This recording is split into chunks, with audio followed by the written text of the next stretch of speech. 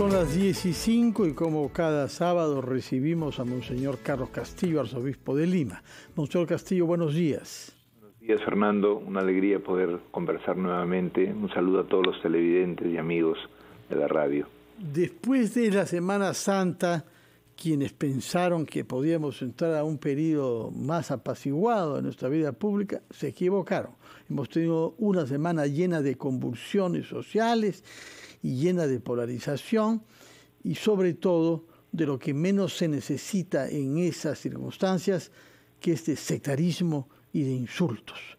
Y hemos visto el caso de palabras agraviantes utilizadas a propósito de su hermano como obispo, Monseñor Barreto, cardenal de la Iglesia y arzobispo de Huancayo, quien lo que ha hecho es tratar de intermediar, tratar de evitar que los bandos se polaricen y que nuestro país se vuelva un campo de batalla permanente en vez de buscar soluciones. ¿Cómo vive usted el hecho de que un hombre de iglesia y un patriota que ama a su país como el cardenal Barreto haya sido objeto de un insulto como el que profirió contra él el primer ministro? Creo, Fernando, que estamos en una situación extrema. En esa situación extrema también murió Jesús, justamente por el enardecimiento de las posiciones. Cuando alguien hace el bien, suscita agresiones, pero porque afecta intereses, ¿no? Lo más importante de Monseñor Barreto es que ha ido al bien común, y inclusive la propuesta que al parecer estaba en ciernes era justamente la de hacer intervenir actores de base de la sociedad, de distintos sectores, que pudieran sobre todo aportar toda esta cuestión de la dimensión técnica y la seriedad de la gestión, ¿no? Que es donde existen las peores fallas, porque estamos viviendo una incertidumbre enorme, porque no se sabe dirigir las cosas, los distintos organismos que se necesitan dirigir en forma adecuada y justa, de acuerdo a criterios que muchas veces escapan a las personas que están actualmente, digamos, en funciones, ¿no? Monseñor, entonces, usted como un hombre de iglesia, como un pastor, sabe perfectamente que mientras los dirigentes políticos cuidan por sus carreras y cuidan poco por su lenguaje, hoy es el día del lenguaje, por lo demás, los de abajo sufren más.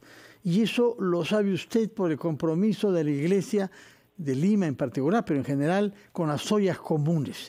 Díganos, por favor, en qué consiste la campaña que se está llevando a cabo y cómo puede colaborar la gente de buena voluntad que nos esté escuchando y que, como yo lo veo en mi entorno, no soporta imaginar que hayan padres de familia que no puedan alimentar a sus hijos por falta de empleo. Explíquenos, por favor, cómo anda el proyecto de las ollas comunes que el Arzobispado de Lima respalda tanto. Sí, ya estamos implementando justamente en la misma línea del cardenal Barreto, es decir, preocuparnos por los problemas principales y tener iniciativas e incentivar en la gente y en todos los peruanos las iniciativas de solución de problemas específicos que están pasando. En este caso concreto ya se ha organizado la campaña. Los centros de acopio son en las parroquias y también en la Cáritas misma. Hemos recibido, por ejemplo, el apoyo de la Hermandad del Señor Milagros, que se van a unir a esta campaña también para poder realizar la recolección. También ellos son como 5.000 hermanos que van a ayudar también en esta campaña. Estamos tratando de generalizar en todas la población y las comunidades cristianas también el que podamos organizar esta solidaridad, sobre todo de víveres no perecibles, de tal manera que las menestras, por ejemplo, los alimentos que tienen consistencia de minerales, vitaminas, proteínas, sean los principales para fortalecer la salud de las personas, ¿no? Especialmente los niños. Entonces, está ya comenzando, empezado a llamar, son alrededor de 200 ollas comunes que vamos a beneficiar con esta campaña. Son miles de familias que se van a beneficiar en ese sentido, y les pido a todas las personas, a todos los peruanos, especialmente en Lima, todos los que podamos compartir lo que tenemos. No se necesita tampoco que hagamos grandísimas donaciones uno por uno, sino de todo lo poco que tenemos compartirlo, porque sabemos que todos estamos golpeados, ¿no? Evidentemente quien más puede ayudar, pues con mucho gusto lo recibiremos, ¿no? Hay un teléfono, tengo entendido, que han habilitado para las llamadas de quienes nos estén escuchando y quieren hacer alguna donación para orientarlos sobre la mejor manera de hacerlo. Si estoy bien informado, usted me corregirá. Este número es el 203-7700, opción 1. Opción 1. También hay un celular, 941-684-220. Pueden mirarlo, también terminado en 200. Pueden mirarlo en la página web, que es un banner verde que hemos puesto allí. Y por favor, díganos más la forma que quieren. Una vez pueden hacerlo pidiendo que vayan a recogerlos, o pueden ir ellos mismos allí o ir a las parroquias, y nosotros ya nos encargamos de hacer el recorrido para que todo pueda llegar a tiempo y puedan distribuirse equitativamente en las personas, ¿no?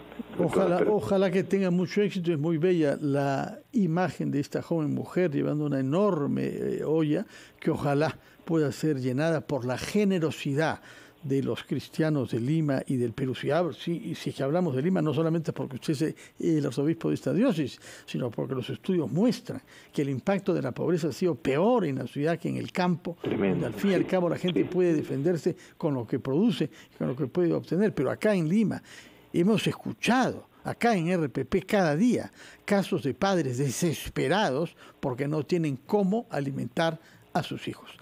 Y le he llamado Volvamos porque lo logramos en la campaña durante el periodo de la pandemia y hay que lograrlo otra vez. Absolutamente. Por otra parte, el arzobispado está impulsando al mismo tiempo que estos trabajos de ayuda alimentaria un seminario de formación ciudadana que comienza hoy a las 11 de la mañana. A las 11, sí. Y que se va a prolongar tres sábados siguientes. Durante 3 sábados. Díganos a quiénes está destinado este seminario y cómo se puede participar en ellos. Mire, lo hemos propiciado entre la pastoral juvenil con los jóvenes de 16 años en adelante, con el interés que formemos la conciencia ciudadana mucho mayor, en donde la participación, inclusive que puede llegar también en el plano político, siempre tiene que basarse en conocer nuestra realidad, comprender los principios básicos de la orientación tanto de la Iglesia como de la ética, que son el bien común, la fraternidad, y simultáneamente debatir entre nosotros con base en una participación de varias personalidades, ¿no? Nos puedan permitir también debatir y ver soluciones posibles y acciones que pueden desarrollar también los jóvenes en esa participación en el país. Esto es fundamental porque el punto esencial aquí es que ante una situación nueva hay que organizarse, autoorganizarse con conciencia y entrando a los problemas principales sin dispersarse, que es lo que pasa siempre en una situación desesperada, ¿no? Quienes quieran entrar y participar digitalmente en este seminario que comienza con usted a las 11 de la mañana, pueden informarse sobre los códigos de acceso a través de la página del arzobispado. Sí, también allí hay un banner y hay una cuestión importante, y es que también debe ser transmitido por Facebook, me parece. Entonces podrán acceder por lo menos a mirarlo, a escucharlo, y sería muy importante que entonces puedan sobre todo los jóvenes sentirse. Tenemos alrededor de entre 600 y 900 inscritos. 600 y 900 inscritos. Es una gran alegría porque hay un deseo de parte de la juventud de participar y tomar conciencia de las cosas, ¿no? Estamos muy preocupados todos, y ellos especialmente, los jóvenes, tienen una gran generosidad para esto. Si algo sacamos en claro de las crisis sucesivas que estamos viviendo, no solo políticas, es que necesitamos formación, tener una mirada informada y orientada de acuerdo a valores, y eso a veces hace mucha falta a los jóvenes. Sí, es acción consciente y simultáneamente conciencia concreta de servicio. Las dos cosas juntas. Pues bien, estaremos escuchando ese seminario de formación ciudadana a partir de las 11 de la mañana hoy hasta las 2 de la tarde, pero también los 2 sábados siguientes. Vamos a hacer una pausa, si me lo permite, Monseñor Castillo, después de la cual escucharemos como de costumbre al Papa y hablaremos sobre los textos de la misa de mañana, porque hay ahí el texto de San Juan sobre el apóstol Tomás, que tiene dudas sobre Jesús y que requiere que Jesús le diga: mete tus manos en mis heridas para que seas un hombre de fe. Bueno, nos explicará el sentido de ese pasaje del Evangelio de San Juan después de una breve pausa.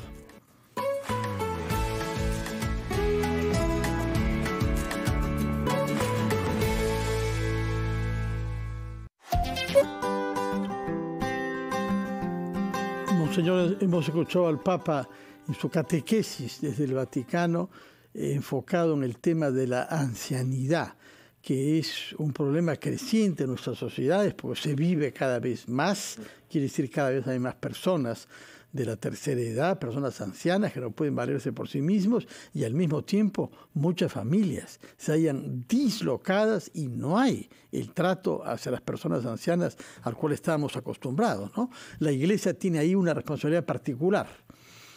Sí, el Papa pone acento en este mandamiento que lo extiende. La honra es la dignidad, ¿no? La dignidad de las personas, que además, porque aparentemente una persona mayor no es un sujeto activo como lo quiere el modelo de la sociedad moderna, ¿no? Que es un sujeto emprendedor, activo, con iniciativas, pero por ejemplo olvida la sabiduría, la experiencia acumulada de años que tiene mucho que decir, que enseñar, que participar, ¿no? Y se arruma a los ancianos, ¿no? No tienen nada que decirnos, y eso es una cosa grave, ¿no? Nosotros, yo creo que en este momento, gracias a muchas familias que tienen esa consideración, todavía tenemos a los ancianos en casa. En otros casos los tenemos en algún lugar de acogida. Es impresionante el modo como, por ejemplo, las hermanas, hermanitas de los ancianos, de los pobres, están en el asilo de ancianos, por ejemplo, de la Avenida Brasil y en otros asilos. Tiene un cuidado tan meticuloso, tan cariñoso, con un ambiente precioso de amistad, de cariño, ¿no? Eso creo que tiene que fortalecerse en nuestra actitud a todos, ¿no? Sobre todo aprender las generaciones, compartir y darles un lugar realmente, porque es el que tienen, ¿no? El de ser los sabios que nos guían por el sentido de las cosas de la vida, ¿no? Monseñor, entonces permítanos ahora pedirle que nos comente un poco lo que va a comentar mañana en su homilía de la misa de las 11 en la catedral, el pasaje de San Juan, en donde después de la muerte y la resurrección de Jesús, los discípulos se encierran, están en una casa temerosos de las reacciones que pueden haber en la sociedad. ¿De dónde ese miedo? Jesús aparece y les habla y se muestra como resucitado y les dice: tengan fe, crean en lo que hemos compartido durante 3 años. Pero no estaba presente uno de los discípulos cercanos, Tomás.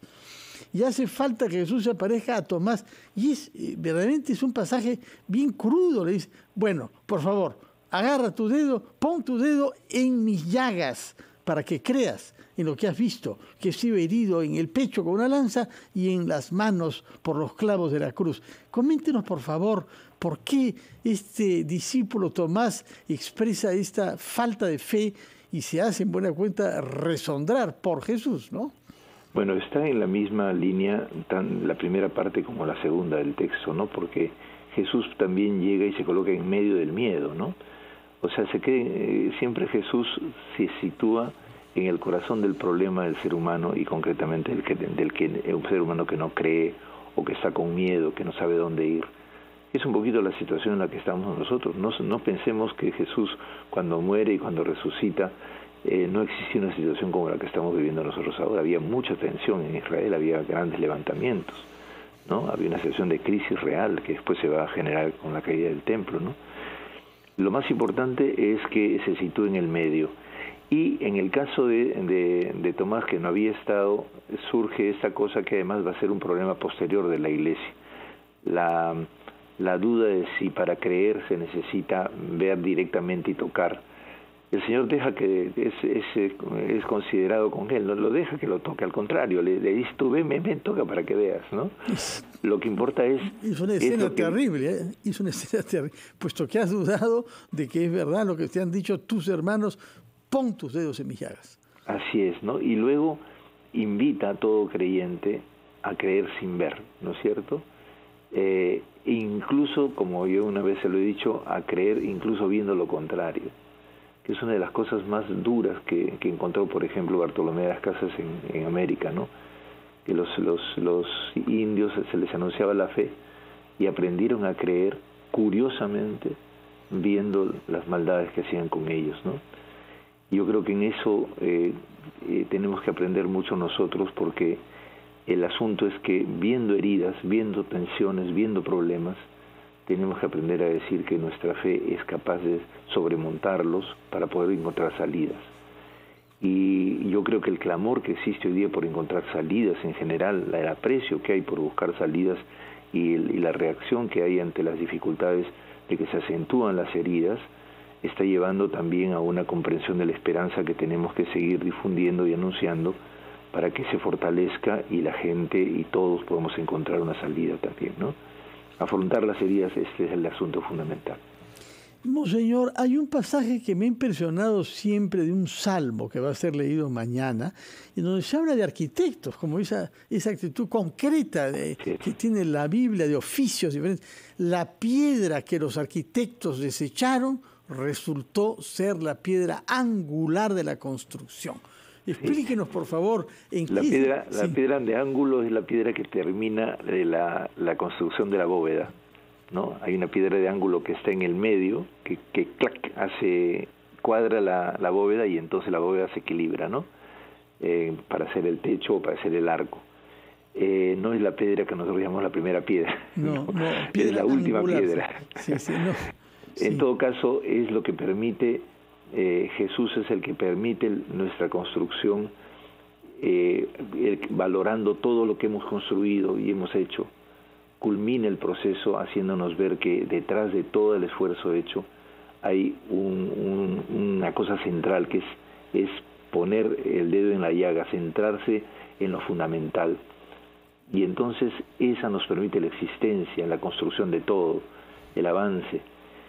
Y es interesante porque la fe no es que necesariamente uno tiene que partir de ella, también podemos partir de ella, al contrario, ¿no? Nos suscita cosas nuevas, actitudes nuevas. Pero también existe en la búsqueda del ser humano cosas que el Señor reafirma y además reformula también con su intervención, con su palabra, pero que puede hacer posible que lo que hemos ido ganando en nuestra historia, en nuestros esfuerzos, pueda encontrar un sentido verdadero y pleno, ¿no? Por eso es que el Señor había sido desechado y es puesto ahora como piedra angular para el inicio de una nueva vida, una nueva historia, ¿no? En este caso, una historia resucitada, llena de amor, llena de esperanza, ¿no? Y es un poco el espíritu lo que dice el comunicado de la Asamblea Episcopal que se ha publicado esta semana, ¿no? En donde se afirma que los ciudadanos más pobres y vulnerables son los que sufren con mayor impacto las consecuencias de esta inestabilidad política. Es decir, trata de mirar todo el debate político desde el punto de vista de los que están abajo. Así es. El comunicado que hemos emitido como conferencia quiere hacer claro que hay problemas centrales que hemos de resolver y que todo lo que se puede hacer con palabras maldichas no es para nadie interesante, es una dispersión. Hay que ir al centro de las cosas y hay que, todos los que tienen una función en el país la tienen al servicio de la gente, no para servirse de la gente. Muchas gracias, Monseñor, por sus explicaciones, por su presencia constante con nosotros todos los sábados para Diálogos de Fe. Solo me queda, antes de despedirnos, rogarle que como cada vez se despida ofreciendo su bendición a los creyentes y también a los no creyentes. Padre bueno, en este momento difícil del país y de nuestra Iglesia, te pedimos que todos sepamos hacer nuestra misión, especialmente la misión que tú nos has encomendado a la Iglesia y a los obispos, a los sacerdotes, a las comunidades cristianas, a los laicos, de poder hacer un mundo a la medida de tu amor. Que eso sea posible gracias a que todos nos ponemos de acuerdo con seriedad y desistimos de ambiciones propias. Y te pido por favor, Padre, que des mucho aliento a los jóvenes que están preocupados justamente por un futuro que puede ser muy difícil, pero que ya en el presente, especialmente en el medio de los pobres, por medio de sus esfuerzos, puede ser mejor.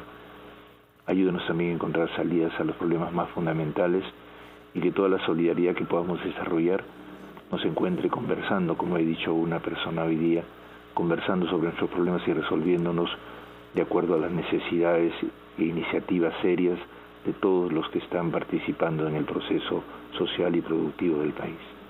En el nombre del Padre, del Hijo y del Espíritu Santo. Amén. Muchas gracias, Monseñor Carlos Castillo, arzobispo de Lima, por este diálogo de fe.